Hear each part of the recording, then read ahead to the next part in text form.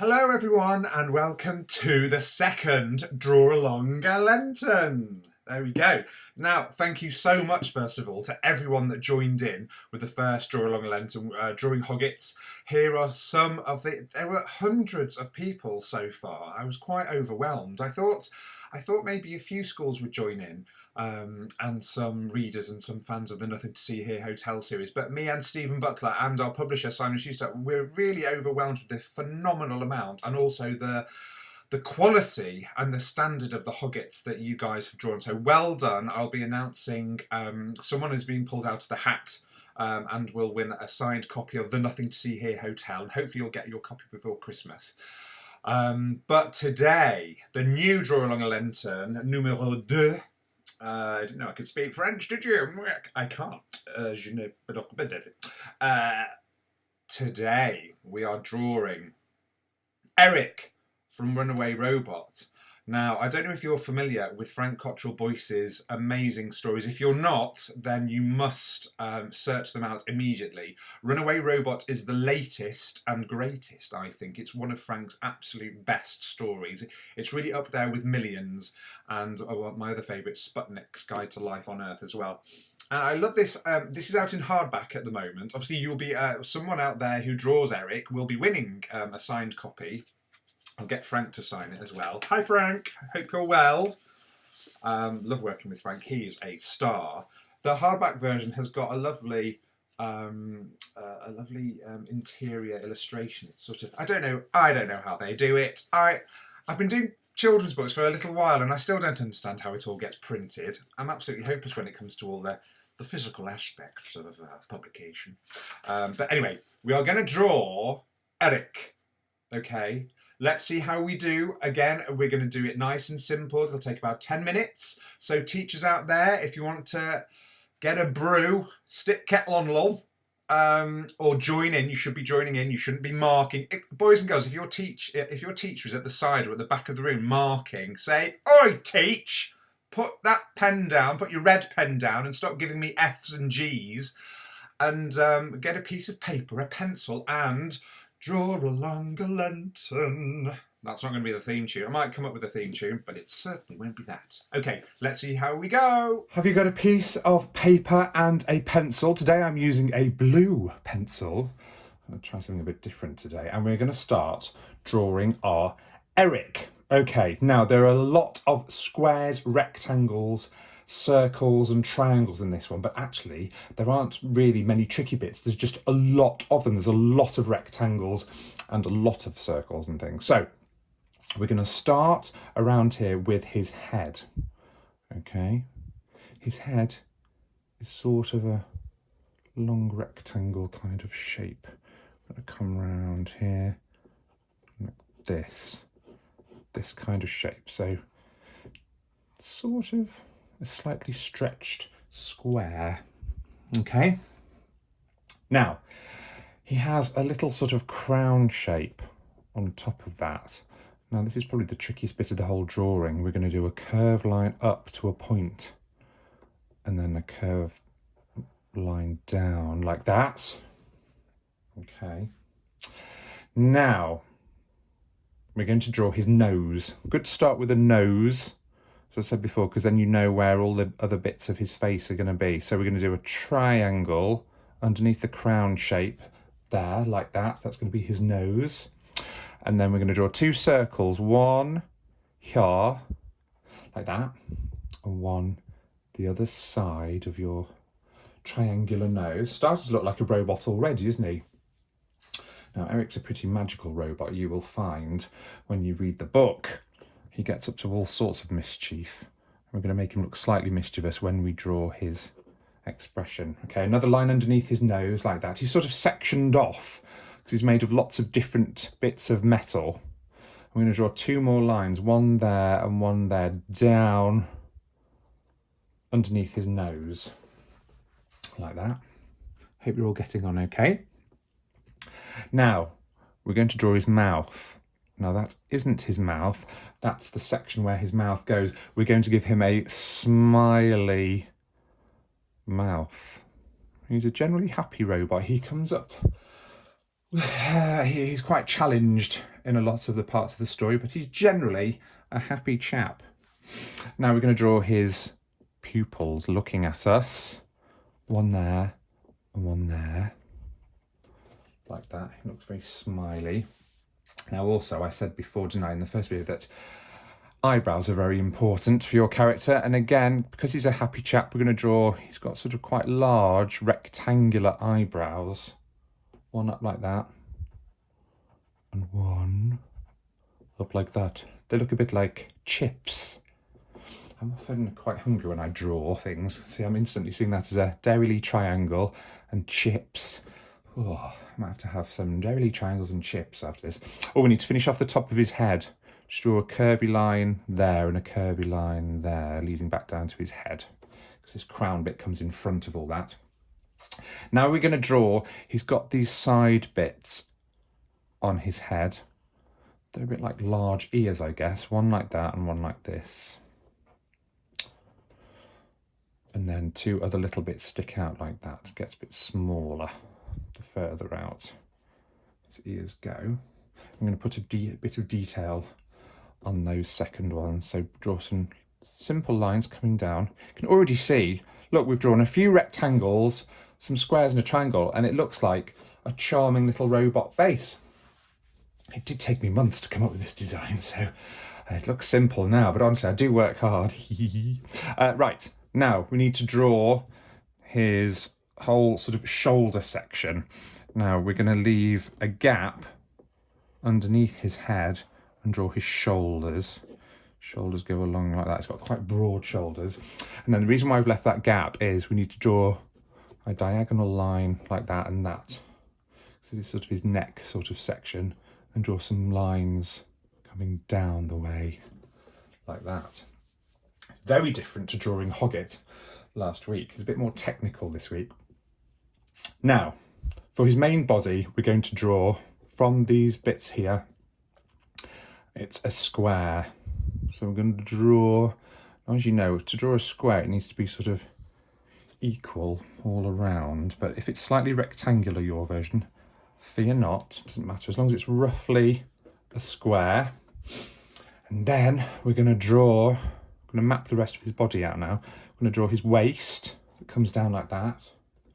And then another line goes along like this. Not as wide as the lower part of his torso. And then we're going to draw, this is funny this bit, because it looks kind of like he's wearing a big pair of metal pants. Metal pants, can you imagine? They won't be very comfy, will they? Bit of chafing there. Okay, right, that's generally his torso and his pants section done. Then we're going to draw his legs coming down. Now, we could draw them coming straight down, but that's a bit of a boring pose. So I'm going to draw one leg coming out here. Now I'm only going to draw the top part of his leg, like that, and then do this, because to make a good robot, it's sort of all in sections. You have to think of what he's made of. And then we're going to draw two more lines there, like that. We'll finish that off in a minute. And then we're going to finish the rest of his leg down like this. Now he's got sort of a bit of a flared trouser situation, flared metal trousers going on at the bottom.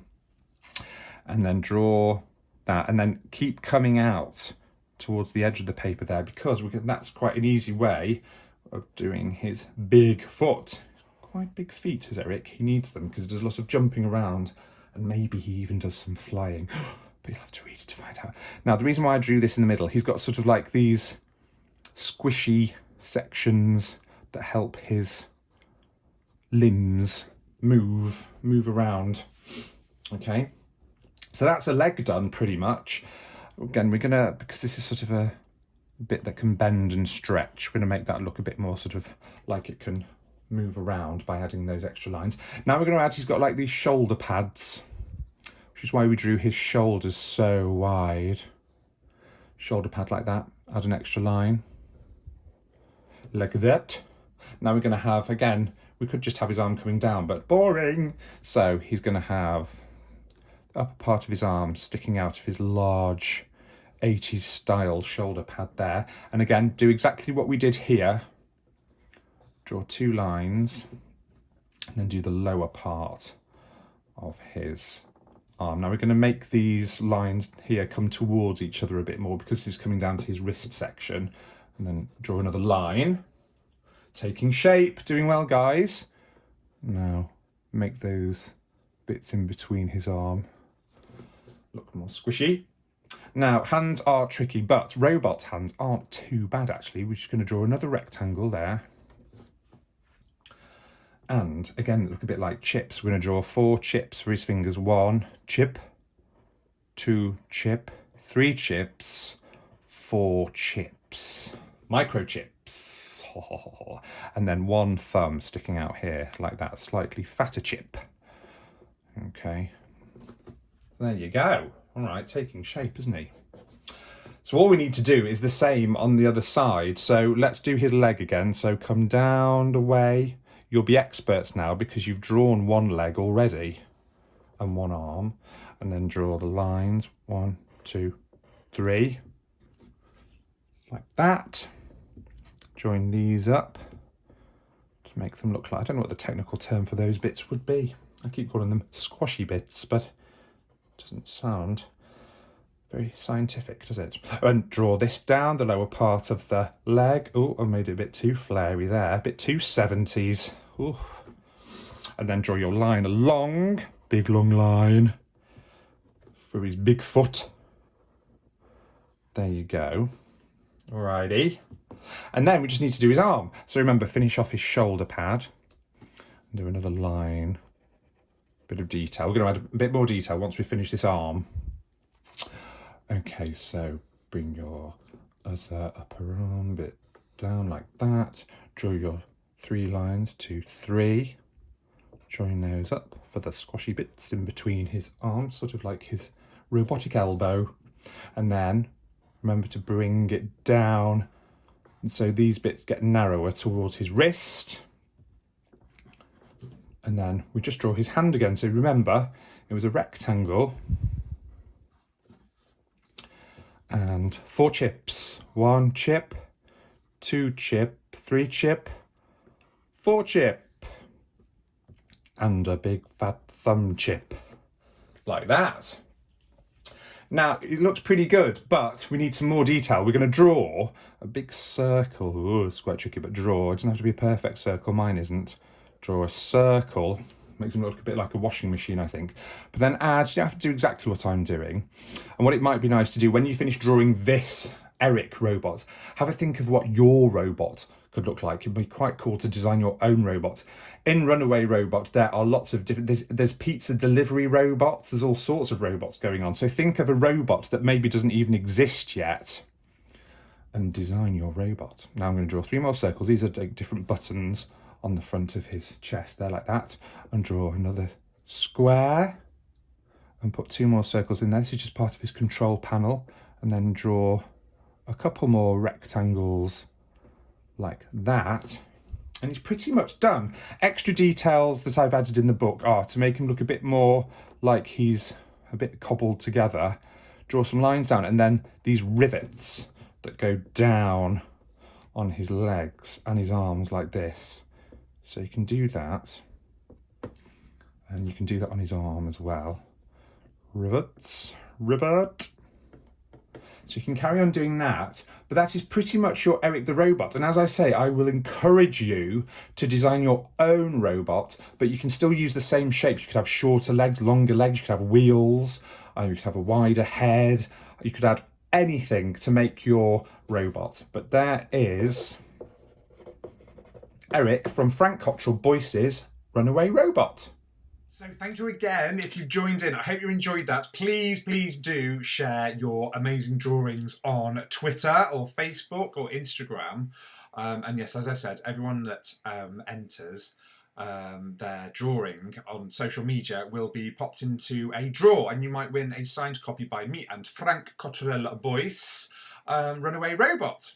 Now, because it's nearly Christmas, there's going to be a new Draw Along a Lantern very soon. It's going to be middle of this week, and I can reveal, because it's got a bit of a Christmassy theme, it is going to be a Cruella de Vil based drawing. It's going to be a bit different. I'm going to show you how to draw Cruella's face, and then you might have to do a bit of Christmassy design work for her hairstyle and accessories and things. I thought that might be quite fun. I've done that at some of my events before, and see at the back of this book. Again, you'll be able to win a signed copy. I shall get Peter to sign a copy for you. We'll both sign it, and again, hopefully you'll get it in time for Christmas. And I'm very excited. No one knows this yet, so don't tell anyone, but me and Peter have got a new picture book coming out next year. I don't think I'm allowed to tell you what it's called, but it does feature an octopus. And it's quite surprising when this octopus appears from nowhere. It's very funny. Peter Bentley is an absolute genius. I'm very, very lucky to work with such amazing authors as Peter and Frank and Stephen Butler and Tracy Corduroy. Brilliant authors. So anyway, I digress. Thank you for joining in. Look out midweek special Cruella draw along challenge. And I will see you soon. Take care and a Merry Christmas.